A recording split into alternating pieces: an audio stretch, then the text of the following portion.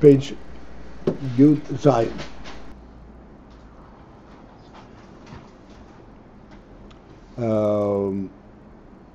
That would be 5 lines from the top.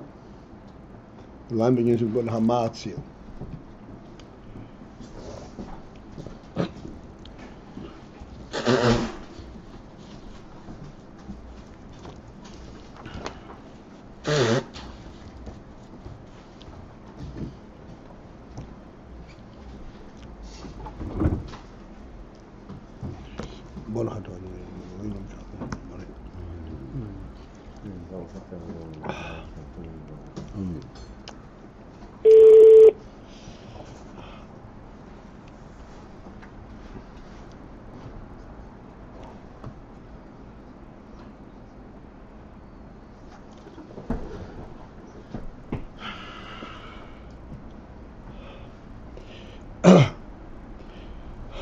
All right, so we're saying that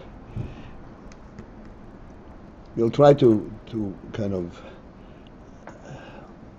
help us focus in and understand very subtle concepts. We're saying that atzilus is a memutza.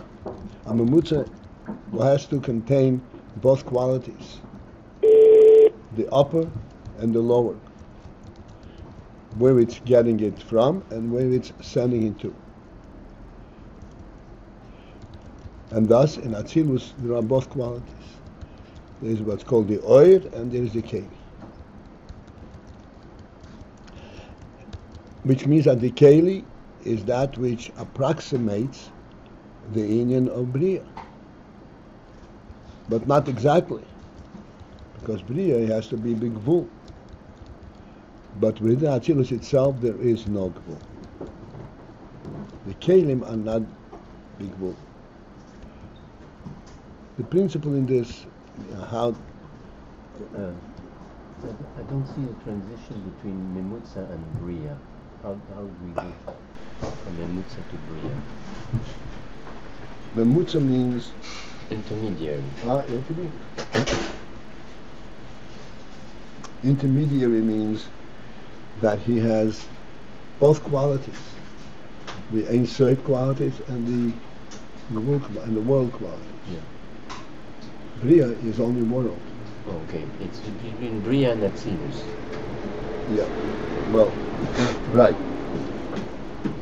Atzilus is an intermediary. So now what we're trying to identify and explain the two qualities in atzilus, how they're both in atzilus. Now, if it is bigvul, if it is finite, then it's no longer elokus, no longer atzilus. Then it's bria. So we're saying no, in atzilus it is without gvul. The new keilim is to bring gvul outside of atzilus. But within atzilus itself there is no gvul. If it is not a gvul, so how is that an intermediary? Then it doesn't have it. So he says, but nevertheless, there is nevertheless, in atzilus, the keilim are what's called, loshen for them, bibchinas mitzius midas hakeiches. There's they qualify as a mitzius, as a presence of midas and koiches. But the ohrot are not bibchinas mitzius midas. So I would like to try and explain these words, bibchinas mitzius midas hakeiches.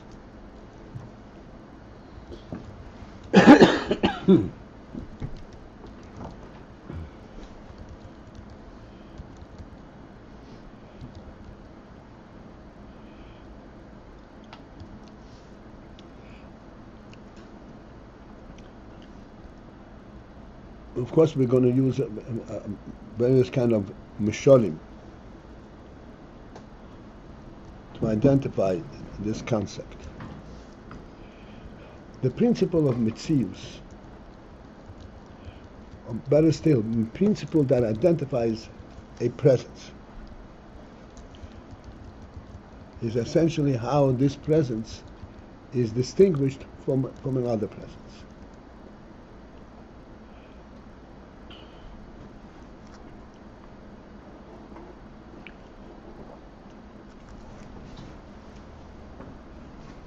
So let us take the misolim that we have. We have a room, for example, and the room has a particular design, and it's meant to be used as a dining room. It's obvious that it's meant to be used as a dining room, but as such, it is undesigned, undefined, and it provides for the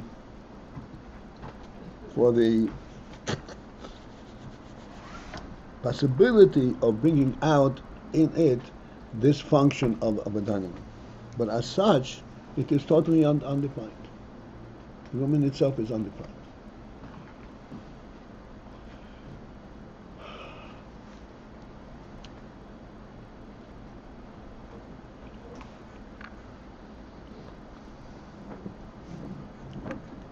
And yet we say it is a dining room.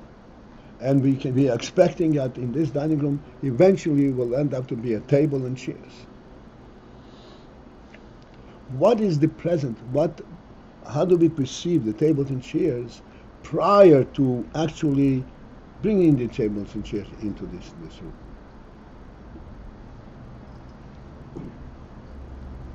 Are we willing to go there?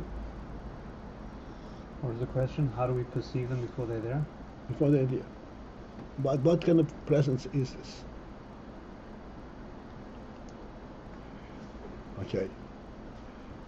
Prior to bringing tables and chairs into the room, we perceive them not as tables and chairs because of their own presence. We perceive them by the presence of the encompassing of the house, of the room.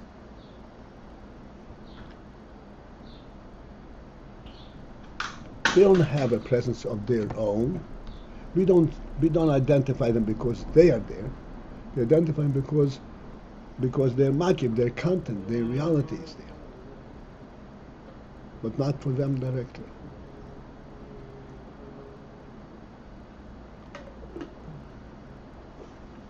So they're not in the state of metzius, that metzius means you can identify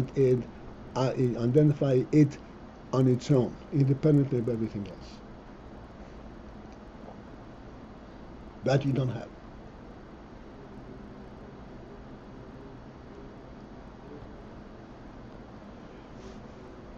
So this is a muscle which in itself has the possibility of elaboration and distinction and so forth. But just to bring out the point, what is meant by the word bebchinas mitzius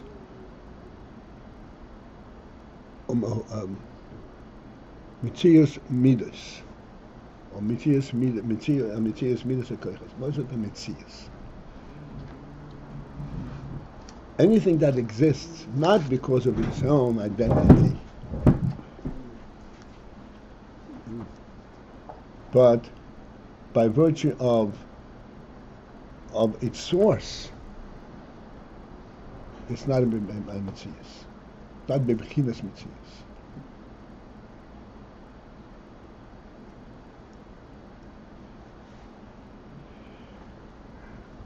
So this is the AyinBase then, yeah? 1 second. So for this we say that in atzilus there are two distinct madrigas. In atzilus there are two distinct madrigas. There's the union of ohrot and the union of midas, of keilim. Now, the keilim in atzilus are also not tangible on their own. They're part of atzilus. In Bria, they become identifiable b'bchinas gvul. They have their clear demarcation. In Atzilus, they're not b'bchinas gvul. They don't have a demarcation. Okay, here's the challenge. So what's the difference between the keilim and the ohrot? And that we say, but there is a profound difference. Okay, now that we have a little bit of a tangible way to, I want to take you back inside.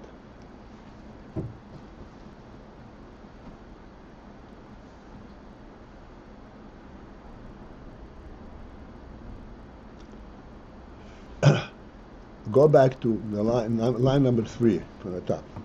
The line begins keilim. I just want to, now that we have a certain way of the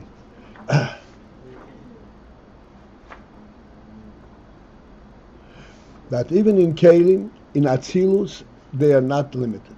She'ein lehem gvul k'mei she'ein b'atzilus. They do not have a boundary as the keilim in the state where they are in atzilus. Ava mikol mokoim, but yet still. Gam k'mei she'ein b'atzilus. Even the way in the state where they are in atzilus, hein b'bchinas mitzius midas v'keiches. They have the mitzius of the bechina of midas v'keiches. If they're not b'gvul, then what does it mean they are b'bchinas midas, b'bchinas mitzius midas v'keiches? There is something identifiable. They're not gvul, but there's something identifiable. Okay, take it a little further. Abel ha'ohrot, but the ohrot ain't b'bchinas mitzius midas. But the ohrot are not in the realm of b'chinas mitzius midas, a presence of midas. The keilim have a presence. They are not limited. They don't have a boundary, but they have a mitzius. But the ohrot do not have mitzius. And let's continue a few more words. Shaharei heim, since that they are ha'ohrot. The ohrot are a ha'ohrot. I'm not going to translate the word ha'ohrot. We discussed it many times. Me'ohrot yisoib hamatzil. They're a ha'ohrot of the ohrot yisoib hamatzil, of the Ein Sof itself, of the Ein Sof she'ein begedes midas klal, which is not in the boundary within the realm of midas at all. The Ein Sof is in the begeder midas. And likewise, ha'ohrot gam kein in the begeder midas. The ha'ohrot of Ein Sof is also not begeder midas. Okay, so now we have it laid out, and now we have to try and kind of get a handle on it. What is the b'chinas mitzius? And any begeder mitzius, begeder mitzius. Einer b'chinas mitzius, and the Ein Sof is in the begeder midas.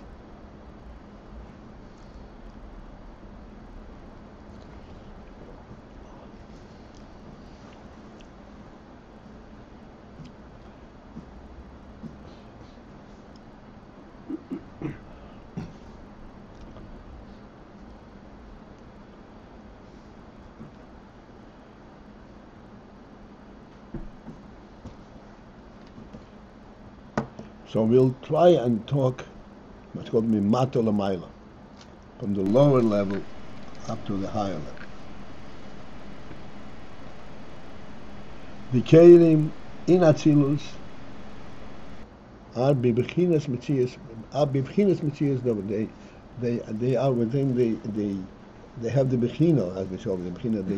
They can be related to as a mitzius, as a presence of midas and keiches.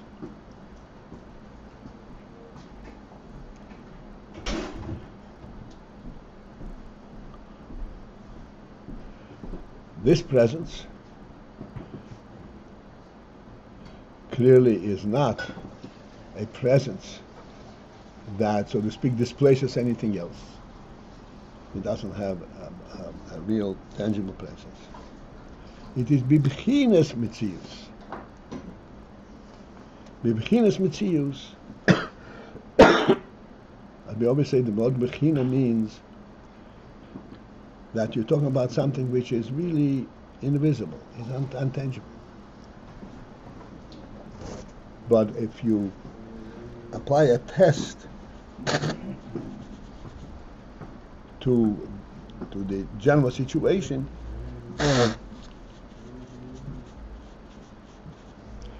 you come up with this identity, מבחינת מציאות.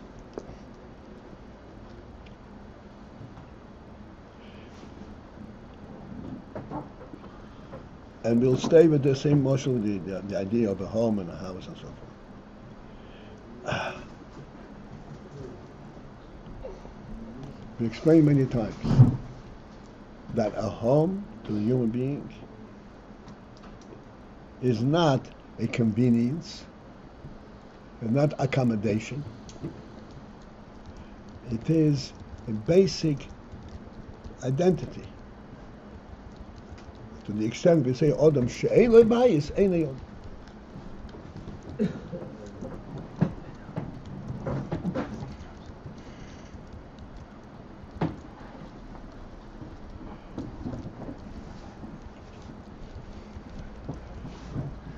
This principle that a home for the human being, it said, is not based on accommodation and convenience. It is based on the primary reality of a home, of a human being. In other words, what does a human being need a home? Because he needs a place to sit, a place to sleep? No. He needs a place to be. Without that, he is not a bee of a human being.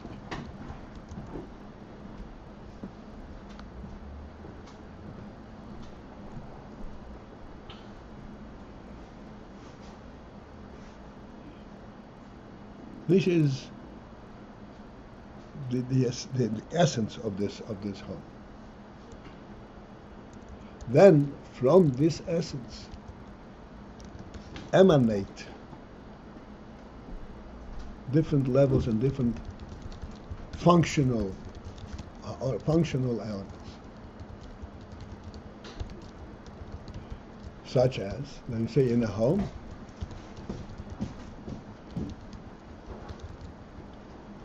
number one, a home is not just a house, an external structure, but in the home itself has designated areas. Yeah, and like I said, there's a dining room designated for that, and a living room, and a bedroom.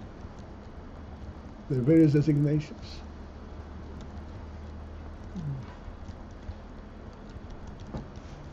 These designations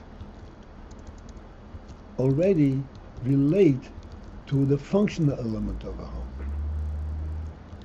in the human being, not the essential.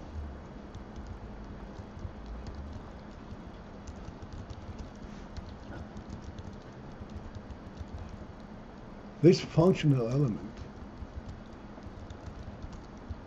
what is its relationship to the very essence of the human being?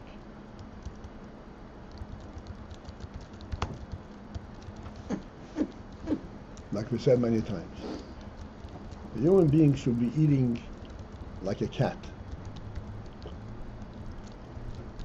He's eating food, that's healthy food, digestible, but he's eating from the ground, he's eating with his hands.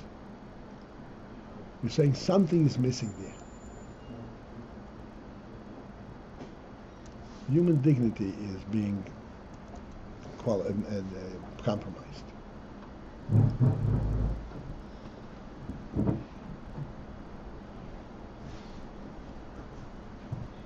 In other words, even when you go down to a more definitive aspect, the element of the overall element that this is a human being, and then there's an element of reality, of dignity involved, it extends down to the most practical level. Even to the extent, as we point out, that he has to eat in a place and sit and have a plate and a fork and a knife. This is much further than just having a home. But nevertheless, there too there is that sense that this is the human way of doing things. In other words, here's the point. To eat with a fork is pure convenience. If you eat without a fork, without a knife, you get your hands dirty. And you can't really get hold of your food properly. And you get yourself all dirty, and all chances are you're going to soil your garments as well. And if you have a knife and you can cut it into pieces, and a fork, you can eat it in a manner that it won't have any peripheral effect. Is this fully explain the utility of a fork and a knife?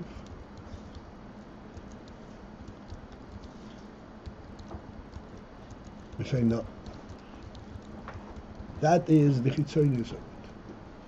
In other words, in our terminology over here, following this is when the keilim are in bria, in biyah, not the way they're in atzilus. When you talk about the human being itself, then the fork and the knife have a much greater, higher significance than the fact that it's convenient, than the practical element of convenience.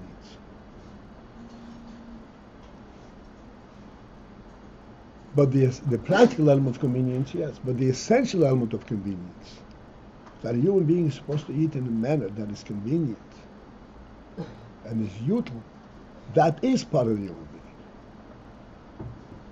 That is part of the dignity of the human being. Not because it doesn't soil his clothes, but because as a dignified entity, things have to be convenient to come to him in a manner that is easily and evenly usable. So this is still related to the principle of what a human being is, but on a much lesser level. They won't say if a person does not have a fork and knife, he's not a human being. If he doesn't have a home, he's not a human being. As a fork and knife, he cannot practice human qualities. But not that he's not a human being. This is already on a practical level, so to speak. This is where the principle of ohrot and keilim come in.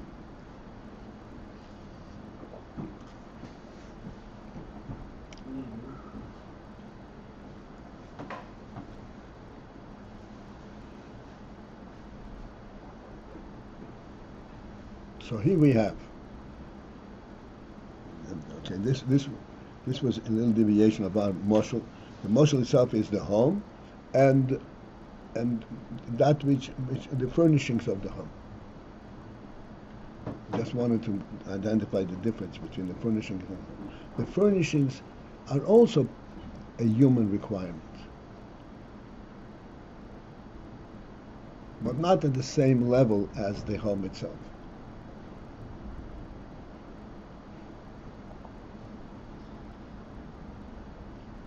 Because there is utility to it. There's an explanation. Why do you need a chair? A practical explanation. At home, we don't have a practical explanation.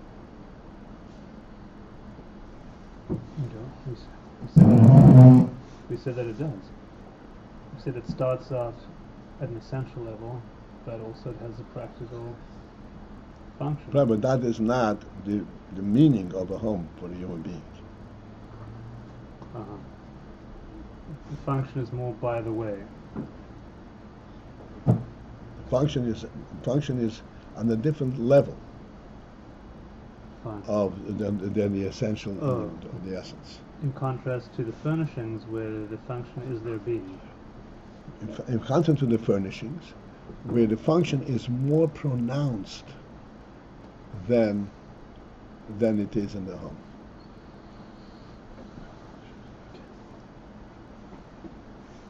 So therefore, and like you said, there is a similarity, because the function of the furnishings is also identifying it as a human home, not just a convenient home.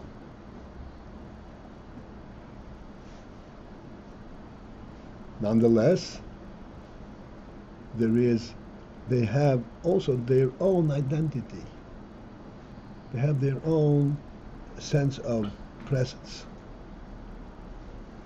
Because you say on the furnishings, we can relate much more to the practical element of the home than just the existence. So therefore, even before you have furnishings in there is a sense of a presence. It demands that you put furnishings in here.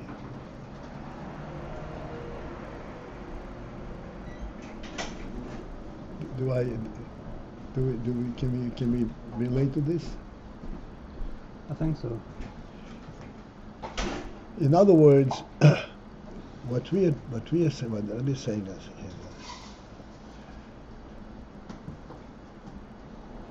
there is a presence of keilim that is identified as a mitzius. Mitzius means from koiches, and yet it is not present in the sense that you can identify it independently with a definitive presence. You cannot distinguish it from any other thing. It doesn't have a tangible presence. And yet the idea is present.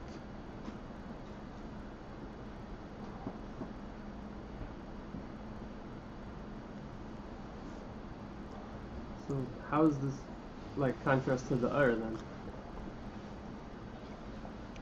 Okay, that's good. Okay. So it's not bebchinas metzius.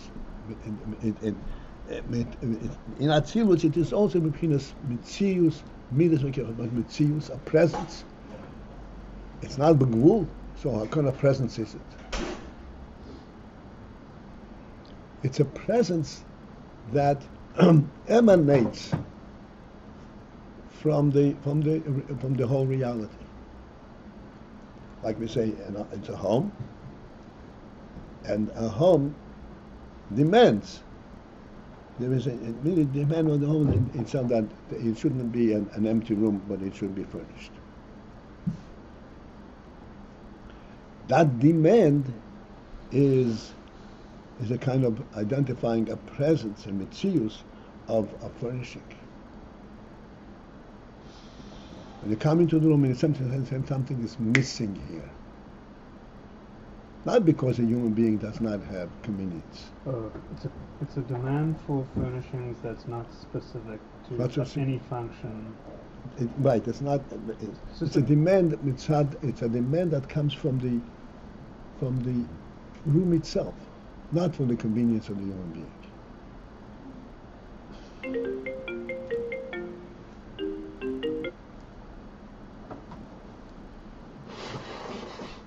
Okay, and that's a mashal for the way that the keilim are within atzilus. Huh. There is a presence, but no definitive presence.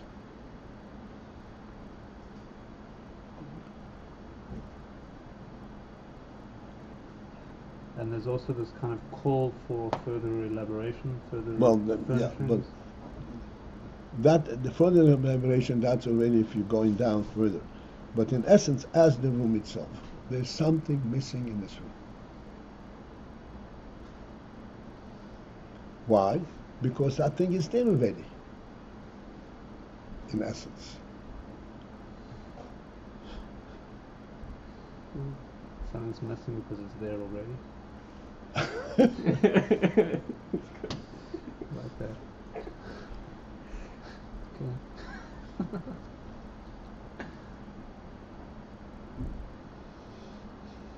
Right? Doesn't lend itself to your vocabulary.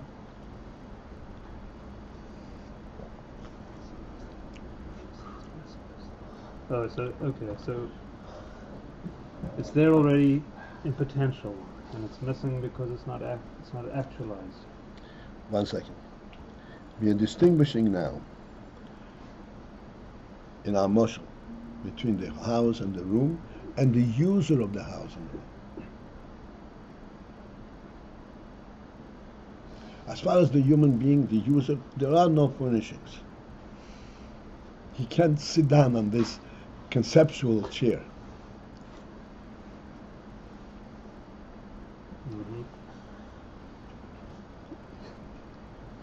Right? Sitting down, that's already in Bria, that's an AyinBase. But here we have a room. So look, I'm giving you a room.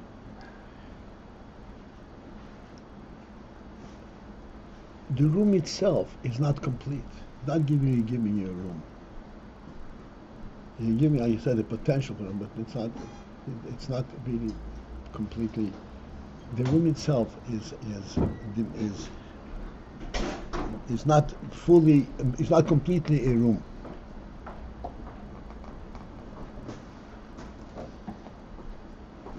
Why?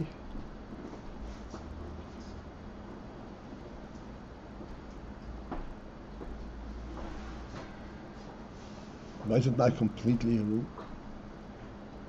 It is a room. It has 4 walls and a floor.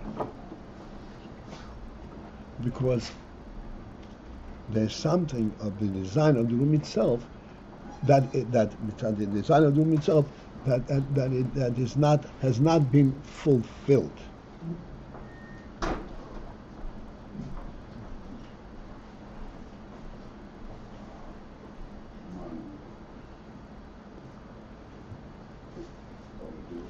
It's there from the perspective of the wholeness of the room, but not in practice.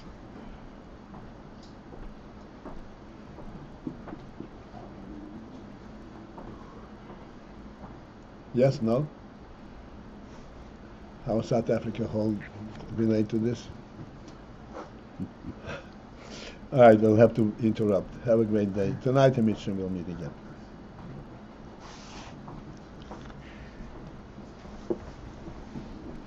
Are we distinguishing between the demand for the furniture and the potential furniture itself?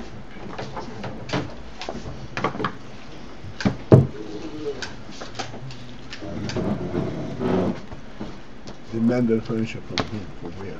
From the person, from the house. Oh yeah, that's completely different. That's like